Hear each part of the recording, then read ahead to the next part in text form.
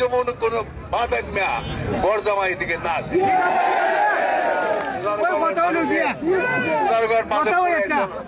নেতার অভাব নাই, কর্মীর অভাব নাই, অভাব নাই, ফায়ার করা ঘর জামাইয়া আর আনবো না। জানেন ফলাফল কি? ফলাফল লক্ষ ভোটের বেশি ব্যবধানে,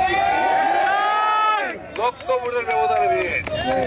এস এম ফয়সাল সাহেব, আপনি যে কোন ফ্যামিলির সন্তান আপনি আপনার এই বক্তব্যের দ্বারা জাতির কাছে স্পষ্ট করে দিলেন। একজন নৈতিক আদর্শবান ব্যক্তি, একজন ভালো মানুষ কখনো কাউকে হেয় করে এরকম কথা বলতে পারে না। আমি যতটুকু জানি আপনি একজন মুসলমান, কিন্তু ইসলামের ন্যূনতম জ্ঞান যে আপনার ভিতরে নাই সেটা আপনার এই বক্তব্যের দ্বারা বোঝা যায়। আপনি হয়তো জানেন না, আমাদের একজন নবী আছে যার নাম হলো হজরতে মুসা কালিমুল্লাহ। হজরতে মুসা নবী উনি ওনার শ্বশুরবাড়িতে 10 বছর ছিলেন। উনি ওনার শ্বশুরবাড়িতে থাকা অবস্থায় ওনার শ্বশুরবাড়ির সমস্ত লোকজন ওনাকে নেতা মানত। আপনি এগুলো জানেন না, বুঝেন না।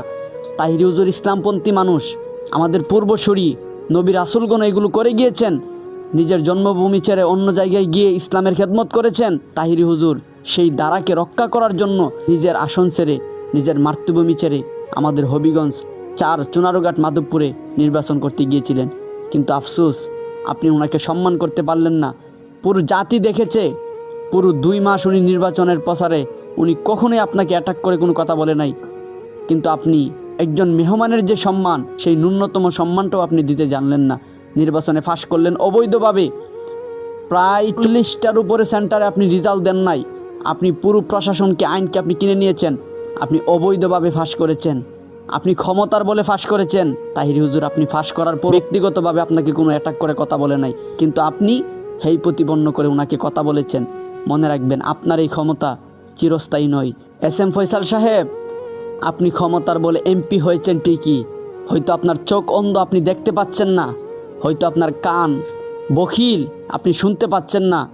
পুরো দেশের মানুষ আপনাকে কি বলছে সেগুলো বোঝার মতো, অনুধাবন করার মতো মন আপনার নাই। আপনি এমপি হয়েছেন ঠিকই, কিন্তু মানুষের ভালোবাসা পান নাই। আপনি অন্যায়ভাবে প্রশাসনকে কিনে ক্ষমতার অপব্যবহার করে আপনি এমপি হয়েছেন। যাক, আপনি এমপি হয়েছেন, আমরা দোয়া করি। আপনি যেভাবেই হয়েছেন, আপনার ইচ্ছা ছিল আপনি এমপি হবেন, ঠিক আছে, হয়েছেন। আমরা দোয়া করি তাহিরি হুজুর এমপি হয়ে যেই কাজগুলো করার ইচ্ছে ছিল, আমরা চাই আপনি সেই কাজগুলো করেন, মানবতার কল্যাণে নিজেকে বিলীন করেন, এটা আমরা চাই। জানি না আপনি শেষ বয়সে কতটুকু করতে পারবেন, কিন্তু আপনি এমপি হয়ে এখন কাউকে হেয় প্রতিপন্ন করে কথা বলবেন, এটা কিন্তু এই বাংলার জনগণ মেনে নেবে না। মনে রাখবেন, একজন দেশের সরকারকে যদি আমরা পদত্যাগ করতে পারি, জুলাই আন্দোলনের